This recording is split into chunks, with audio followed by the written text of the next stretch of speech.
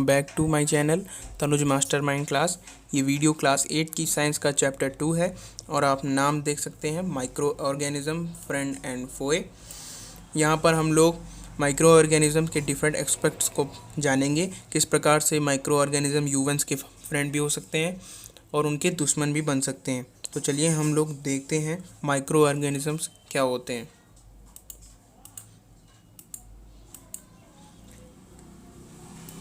ये देखिए, micro organisms are very small organisms which can not seen with a naked आई।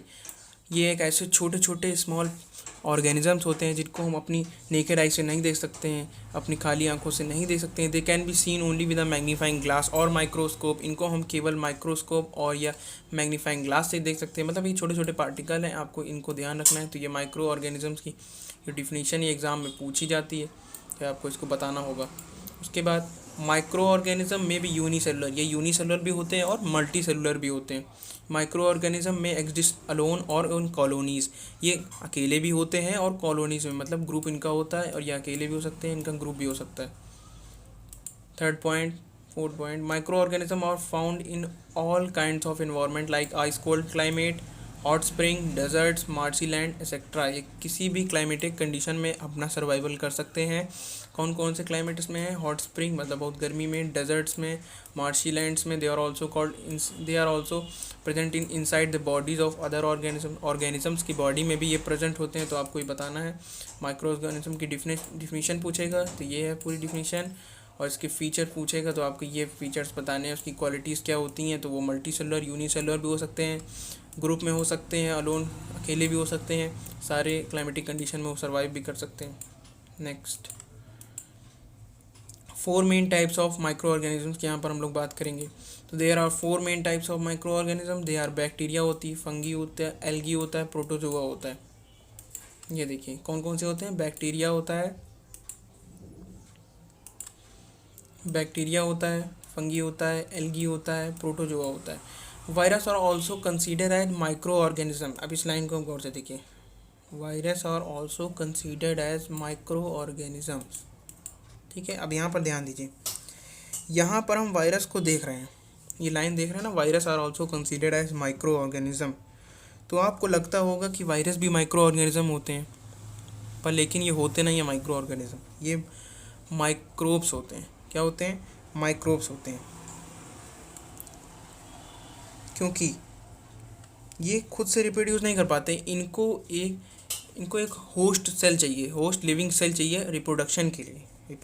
इनको एक host cell चाहिए, वही आगे ये लोग देखिए बताएंगे। कि देखिए, वायरस आर ऑल्सो कंसीडर्ड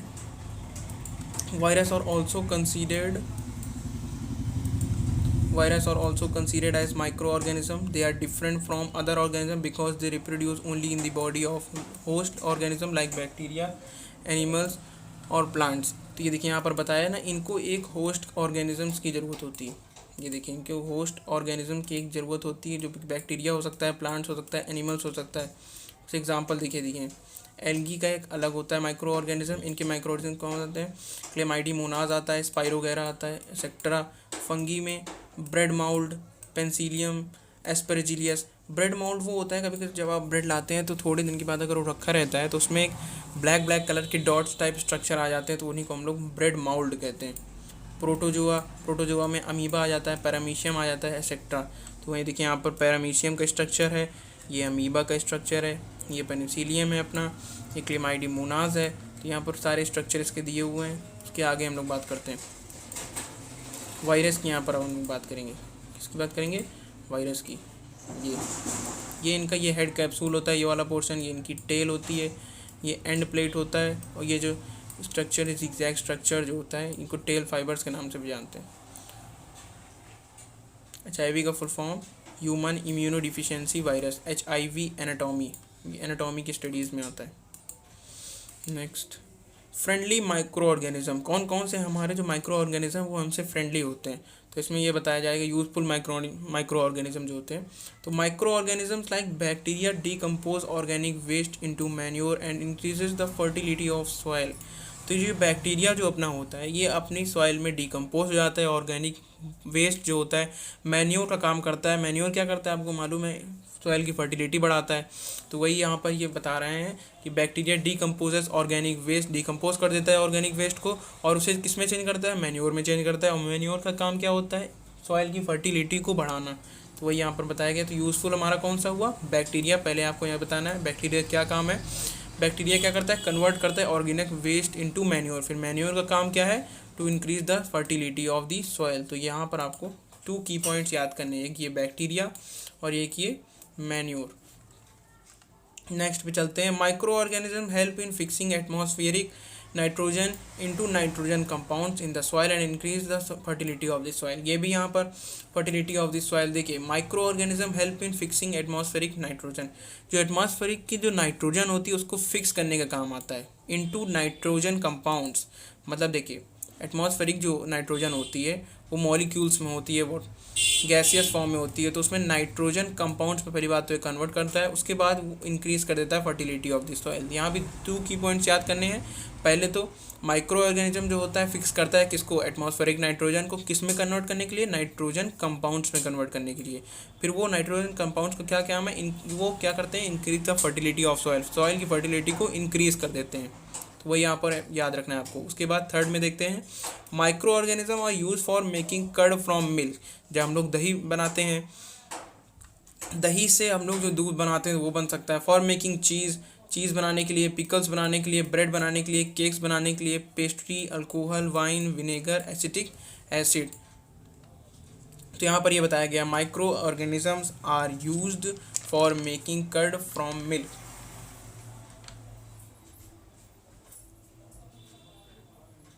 उसके बाद यहाँ पर बताया गया micro organisms are use for making medicine.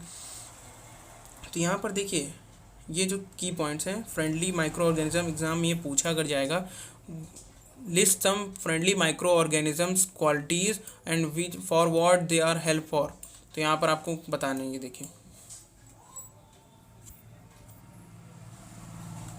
किस लिए काम आते हैं। पहला की पॉइंट था माइक्रो ऑर्गेनिज्म जो होते हैं, बैक्टीरिया जो होता है वो किसको डिकम्पोज करता है, ऑर्गेनिक वेस्ट को डिकम्पोज करता है और किस में चेंज करता है, मैन्योर में। फिर मैन्योर का क्या काम हुआ, फर्टिलिटी ऑफ सॉइल को इंक्रीज करना। नेक्स्ट पॉइंट जो हमारा हुआ, माइक्रो ऑर्गेनिज्म जो होते हैं वो किसको फिक्स करते हैं, एटमॉस्फेरिक नाइट्रोजन को, किस में, नाइट्रोजन कंपाउंड्स में। फिर वो नाइट्रोजन कंपाउंड्स क्या करते हैं, सॉइल की जो फर्टिलिटी होती है वो भी इंक्रीज करते हैं। उसके बाद लिखा है micro organisms are use for making curd from milk, for making cheese, pickles, breads, cakes. अच्छा हम केक्स की जैसे बात करते हैं तो केक्स कैसे बनाया जाता है, तो देखिए, तो क्या आपको पता है कैसे ये केक बनाया जाता है। तो देखो यहाँ पर आपको एक खाली बाउल लेना है, जैसे यहाँ पर हमने किया खाली, यहाँ पर एक ऐसे करके बाउल ले लेना है। बाउल लेने के बाद यहाँ पर कुछ थोड़ा सा मैदा, गर्म पानी और चीनी यहाँ पर डाल देना है। फिर उसको थोड़ी देर के बाद गूंद देना है। गूंदने के बाद थोड़ी देर 15 से 16 मिनट्स आपको इसको गूंथना है। उसके बाद इसको अकेला छोड़ देना है। अकेले छोड़ने के बाद जब आप 2-3 आवर्स के बाद इसको देखेंगे तो जो डो हमारा जो तैयार होता है, डो जो फूल आता है वो, तो ये भी यहाँ पर क्वेश्चन आपका पूछा जाता है हरदम कि यहाँ पर जो डो बोला जा रहा है, क्वेश्चन एग्जाम में पूछा जाता है कि फूल कैसे जाता है, ये केक जो होता है कैसे फूल जाता है। तो एक एग्जाम्पल तो आपका बेकिंग सोडा हो जाता है और एक यहाँ पर हो जाता है कि की पॉइंट जो यहाँ पर आपको याद रखने हैं कि वो CO2 में कन्वर्ट हो जाता है। उसके बाद जो CO2 के जो बबल होते हैं वो एब्जॉर्ब कर लेते हैं, किसको एब्जॉर्ब कर लेते हैं, केक के जो डो तैयार होता है उसको एब्जॉर्ब कर लेते हैं। तो वही CO2 के मॉलिक्यूल्स वहाँ पर फूल जाते हैं, तभी हमारा जो जो फ्लफ़ी टाइप का जो केक हो जाता है वो तैयार हो जाता है। नेक्स्ट में देखते हैं micro organisms are use for making medicine बनाने के भी काम आता है। किसके लिए, मेकिंग कर्ड फ्रॉम मिल्क। अब इसमें एक एक बताएगा। The bacterium convert called lactobacillus reproduce milk in milk and helps to convert milk into curd। तो यहाँ पर बताया कौन सा बैक्टीरियम होता है, लैक्टोबैसिलस। रिप्रोड्यूस क्या करता है in milk and helps to convert milk into curd, मतलब दूध को दही में कन्वर्ट करने के लिए ये बैक्टीरियम यूज़ होता है। तो आपको इस बैक्टीरिया का नाम याद रखना है, लैक्टोबैसिलस। मेकिंग ब्रेड में द फंगस, यहाँ पर फंगस का काम आता है। कर्ड फ्रॉम मिल्क में बैक्टीरिया का काम है। मेकिंग ब्रेड में फंगस का यहाँ पर काम है। तो देखते हैं कौन सा फंगस है, फंगस कॉल्ड ईस्ट। यहाँ पर फंगस का क्या नाम है, yeast. Reproduce in flour dough and produces carbon dioxide during respiration which makes the dough soft and helps in making bread, cakes, biscuits and pastries etcetera. तो यही देखिए मैंने आपने बताया ना, यहाँ पर जो यहाँ पर ये फ्लोर होता है, जो डो हमारा तैयार होता है ये वाला जो डो तैयार होता है हमारा, ये प्रोड्यूस करता है कार्बन डाइऑक्साइड। कौन सा प्रोसेस है? Respiration, which makes the dough soft and helps in making bread. तो ये जो CO2 के मॉलिक्यूल्स होते हैं वो केक्स के जो डो तैयार होता है उसमें एब्जॉर्ब हो जाते हैं, तभी हमारा केक जो होता है फ्लफ़ी हो जाता है। तो ये भी आपको याद करने की ज़रूरत है। तो क्या क्या, अगर मेकिंग कर्ड फ्रॉम मिल्क में बैक्टीरिया का नाम पूछेगा तो आपको लैक्टोबैसिलस बताना है। मेकिंग ब्रेड में पूछेगा कौन सा फंगस होता है तो आपको यीस्ट बताना है। कैसे कैसे ये फूल जाता है तो आपको बताना है। प्रोड्यूसर्स कार्बन, वो कार्बन डाइऑक्साइड प्रोड्यूस करता है कौन से प्रोसेस से? रेस्पिरेशन से। तो उसीलिए डो होता है सॉफ्ट हो जाता है, helps in making bread, fluffy हो जाता है, तब हमारा केक बन जाता है। उसके बाद अल्कोहल में पूछेगा तो यहाँ भी फंगस का नाम आता है कॉल्ड ईस्ट, यहाँ भी ईस्ट का यूज़ होता है। Reproducer in sugar solution, sugar solution में रिप्रोड्यूस होता है, किसको कन्वर्ट कर देता है? अल्कोहल में कन्वर्ट कर देता है। This process called fermentation. तो इसमें टू टाइप्स ऑफ क्वेश्चन बन सकते हैं। तो पहले तो पूछेगा what is the process of fermentation, तो आपको बताना है in the process of fermentation east reproduce in sugar solution and converts into an alcohol. तो ये आपको पहला पॉइंट। उसके बाद पूछेगा कौन सा फंगस इसमें होता है, अल्कोहल को बनाने में कौन सा फंगस यूज़ होता है, तो आपको बताना है ईस्ट होता है। ये 2 क्वेश्चन आपको याद करने हैं। उसके बाद मेकिंग मेडिसिन में भी काम आता है। Some bacteria and fungi are use to make medicine which kill और stops the growth of disease. Medical line में भी ये काम आता है। किस लिए काम आता है? क्योंकि ये स्टॉप करता है, किल्स करता है और स्टॉप करता है ग्रोथ ऑफ डिसीज़, जो डिसीज़ कॉज होती है माइक्रो ऑर्गेनिज्म से। यहाँ पर दिखा है सच मेडिसिन आर कॉल्ड एंटीबायोटिक्स। तो यहाँ पर पूछेगा व्हाट आर एंटीबायोटिक्स, तो आपको बताना है which such medicine which stop or kills the growth of disease are called antibiotics. इनका एग्जाम्पल देखिए यहाँ पर दिया गया है, स्ट्रेप्टोमाइसिन, टेट्रासाइक्लिन, एथ्रोमाइसिन एक्सेट्रा। ये 3 नाम हैं आपके इसमें लेसन में, इनको भी आपको एक बार देख लेना है। उसके बाद वैक्सीन की बात करें, वैक्सीन आर डेड और वीकेंड माइक्रोब्स, बेकार सा एक वीक माइक्रोब्स होता है इंट्रोड्यूस इनटू द बॉडी, अपने बॉडी में इंट्रोड्यूस होता है, प्रोड्यूस होता है एंटीबॉडीज़ में। These antibodies protect the body from disease. जो हमारी एंटीबॉडी होती है, एंटीबॉडीज़ और एंटीबायोटिक्स एक मेडिसिन है, एंटीबॉडी एक ऑर्गेनिज्म बॉडी है। तो एंटीबायोटिक्स मेडिसिन है, जब कोई डिसीज आती है तो एंटीबॉडी को ठीक करने के लिए एंटीबायोटिक्स का इस्तेमाल करते हैं। तो इसमें बताया these antibodies protect the body from disease, ये हमारी बॉडी को डिसीज़ से बचाती हैं। कॉजिंग माइक्रोब्स लेने disease like polio, cholera, typhoid, smallpox, hepatitis can be prevented by taking vaccines को लेकर ये जितनी भी डिसीज़ यहाँ पर दिखी हैं, cholera, typhoid, smallpox, hepatitis, ये सही हो सकती है। नेक्स्ट चलते हैं हार्मफुल माइक्रो ऑर्गेनिज्म। तो अब देखिए पहले तो बात हो गई थी हमारी जो हमारे साथ फ्रेंडली रहते हैं, जो हमारे यूज़ में मतलब काम आते हैं रोज़। अब देखते हैं यहाँ पर हार्मफुल मतलब हमारे दुश्मन कौन कौन से हैं। तो इसमें देखते हैं some organisms causes disease in plants, कुछ प्लांट्स में डिसीज़ फैला देते हैं, बीमारी फैलाते हैं, कुछ एनिमल में फैलाते हैं। Such disease causing micro organism are called pathogen. यहाँ से भी क्वेश्चन आपको बनेगा व्हाट आर पैथोजन, तो आपको बताना है disease causing micro organism which cause disease in plants and animals are called pathogens. ये भी क्वेश्चन 2 मार्क्स में पूछा जाएगा एग्जामिनेशन पॉइंट ऑफ व्यू से, वेरी वेरी इंपॉर्टेंट, इसको देखना है आपको। सेकंड पॉइंट देखते हैं सम और micro organism grow in food substance, कुछ उग जाते हैं कहाँ पर? फूड सब्सटेंस में उग जाते हैं। प्रोड्यूस टॉक्सिक सब्सटेंसेस जो पॉइजन होता है उसको प्रोड्यूस करने लगते हैं and makes the food poisonous, food को जहरीला बना देते हैं। फूड पॉइजनिंग कॉजेज इलनेस, जिससे हमारी तबीयत खराब हो सकती है और या तो हम मर भी सकते हैं। Third point some microorganism spoil, ख़राब हो जाते हैं। Spoil materials like clothing, leather, wood, ये लेदर क्लॉथिंग को मतलब एकदम से सड़ा देते हैं, सड़ाने का काम करते हैं, उनको कहते हैं हम लोग पैथोजेंस का काम करते हैं। ये हमारे हार्मफुल माइक्रो ऑर्गेनिज्म था। तो इनके बीच में डिफ्रेंशिएशन आता है, हार्मफुल माइक्रो ऑर्गेनिज्म कौन कौन से होते हैं, फ्रेंडली कौन कौन से होते हैं, तो आपको इसमें बताना होगा। 5 मार्क्स का क्वेश्चन पूछा जा सकता है। उसके बाद देखते हैं disease causing micro organism human में कौन कौन से माइक्रो ऑर्गेनिज्म रोल प्ले करते हैं। तो देखते हैं disease causing micro organism inter our body through air, जैसे हमारा कोरोना वायरस है तो एयर के द्वारा फैलता है। तो यहाँ पर बहुत सारे वायरस होते हैं, माइक्रो ऑर्गेनिजम्स होते हैं, तो कैसे फैलते हैं? तो यहाँ पर बताया micro organism inter our body through air से फैलता है, वाटर से, फूड से, कांटेक्ट से और इंसेक्ट से भी फैलता है। जैसे जलेबी रखी रहती है खुले में तो इंसेक्ट्स वहाँ पर मक्खी पहुँच जाती हैं, फिर वो मक्खी कहाँ पर बैठती हैं जाके आपके खाने में बैठेंगे, तो वही यहाँ पर बताया गया है कॉन्टैक्ट्स ऑफ इंसेक्ट्स। उसके बाद these micro organism are called pathogens, तो पैथोजेंस ये भी होते हैं, पैथोजेंस ये भी होते हैं, आपको यहाँ पर याद करना है। Disease which can spread from an infected person to a healthy person are called communicable disease, जो कोई इन्फेक्टेड पर्सन से हेल्दी पर्सन में ट्रांसफ़र होती है उसे हमने कम्युनिकेबल डिसीज़ कहते हैं। तो यहाँ पर आपको ध्यान करना है। उसके बाद इनका एग्जाम्पल कम्युनिकेबल डिसीज़ का cholera, common cold, chicken pox, tuberculosis etcetera. तो ये आपको ये वाली डिसीज़ याद करनी है। उसके बाद some insects and animals act as carriers of disease causing microbes, कुछ इनका कैरियर बन के रहते हैं। एग्जांपल जैसे हाउस फ्लाई कहाँ बैठती है नहीं मालूम। फीमेल एनोफिलीस मॉस्किटो जो होता है, देखिए मलेरिया कौन से मॉस्किटो से फैलता है, तो एनोफिलीस से। और फीमेल एडीज से मॉस्किटो इससे डेंगू फीवर पहुंचता है। तो इसमें पूछा जा सकता है which breed of mosquito causes dengue fever. तो आपको बताना है फीमेल एडीज मॉस्किटो से डेंगू फैलता है। उसके बाद फीमेल एनोफिलीस मॉस्किटो से हमारा मलेरिया फैलता है। तो यहाँ पर आपको दोनों डिफ्रेंशिएट एक बार देखना है, मलेरिया किससे होता है और डेंगू फीवर यहाँ पर किससे होता है, आपको बताना होगा। यहाँ पर एक और है, नेक्स्ट चलते हैं। ये देखिए यहाँ पर डायग्राम इनका दिखाया गया, ये फीमेल एनोफिलीस मॉस्किटो है, ये एडीज मॉस्किटो है। एक से मलेरिया होता है और एक से डेंगू फीवर होता है। ये देखिए यहाँ पर पूरा ये दिखाया गया है, ये माइक्रोजाइट्स, ये स्पोरोसाइट। एक मिनट में क्लियर करके आपको सही से दिखाता हूँ। उसके बाद ये देखिए, ये हमारे लीवर सेल होता है, ये रेड ब्लड सेल, फीमेल गैमीटोसाइट, ये हमारा मॉस्किटो है, ये मेल गैमीटोसाइट है, ये जाइकोट का पोर्शन देख सकते हैं, स्पोरोगोइट, मॉस्किटो, ये ह्यूमन का हैंड है, गैमीटोसाइट यूनिट, मेल गैमीटोफाइट।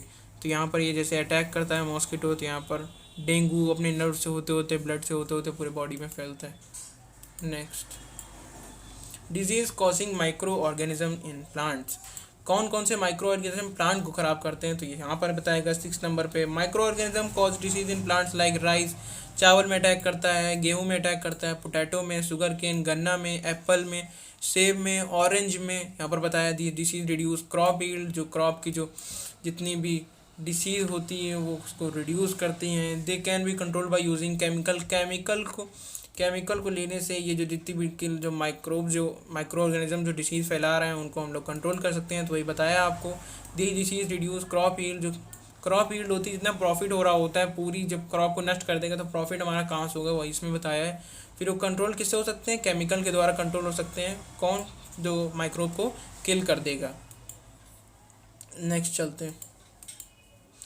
यहाँ पर देखिए पूरा एक फ्लो चार्ट दिखाया गया कि कौन कौन सी ह्यूमन डिसीज होती हैं, कैसे कैसे कौन से माइक्रो ऑर्गेनिजम्स होती हैं, मोड ऑफ ट्रांसमिशन इसका क्या है। तो पहला वाला देखते हैं चिकन पॉक्स। ये चिकन पॉक्स का बताया है, ये वायरस होता है, एयर के कांटेक्ट में होता है। पोलियो भी एक वायरस है, एयर वाटर के कांटेक्ट में होता है। मीसिलिस वायरस होता है, एयर से फैलता है। हेपेटाइटिस बी, हेपेटाइटिस ए अलग होता है जो कि आपके कोर्स में अभी नहीं है, आगे जाके आप पढ़ोगे 9th 10th में। ये वायरस होता है, ये वाटर के उससे फैलता है और वो एयर के उससे फैलता है। ट्यूबरकुलोसिस जो होता है वो बैक्टीरिया होता है, एयर के द्वारा। टाइफाइड भी बैक्टीरिया, वाटर। कोलेरा बैक्टीरिया होता है, वाटर या फूड से फैलता है। मलेरिया प्रोटोजोआ, फिर mosquito. Some common plant disease, जो प्लांट डिसीज यहाँ पर इन्होंने बताई, ये देखिए सिट्रस कैंकर, ये बैक्टीरिया कॉजिंग माइक्रो ऑर्गेनिज्म है। कहाँ से फैलता है, एयर से फैलता है। फिर यहाँ पर रस्ट ऑफ व्हीट, जब गेहूँ सड़ जाते हैं, मतलब उसमें ये यहाँ पर वो रस्ट का मतलब ये नहीं है जंग लग जाता है उसमें, ये मतलब यहाँ पर नहीं है। रस्ट मतलब खराब हो जाता है, ये फंगी होता है। फंगी पॉजिटिव माइक्रो ऑर्गेनिज्म होता है, एयर से फैलता है। या तो कोई ख़राब सीड होता है, अगर हमने उसको डाल दिया क्रॉप में तो वो मान लो ख़राब हो गया।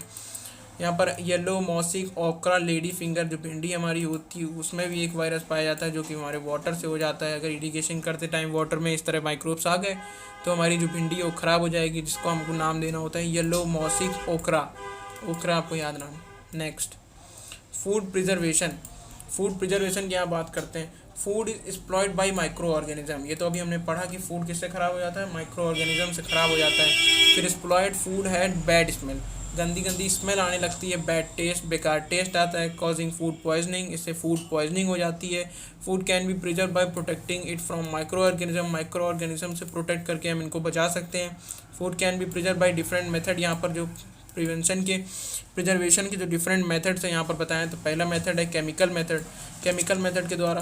तो यहाँ पर food like pickles can be preserve by using chemicals को हम लोग जो अचार हमारे होते हैं उनसे बचा सकते हैं। कैसे, सॉल्ट्स एंड एडिबल ऑयल्स जो आते हैं, jams and squashes can be preserve by using sodium benzoate. एक दवा आती है सोडियम बेंजोएट, जिसको हम लोग उसी पिकल में भी रख देते हैं, अचार अचार में डालते हैं उसके डिब्बे में, जिससे हमारे जो माइक्रो ऑर्गेनिज्म उसमें अटैक ना कर सकें।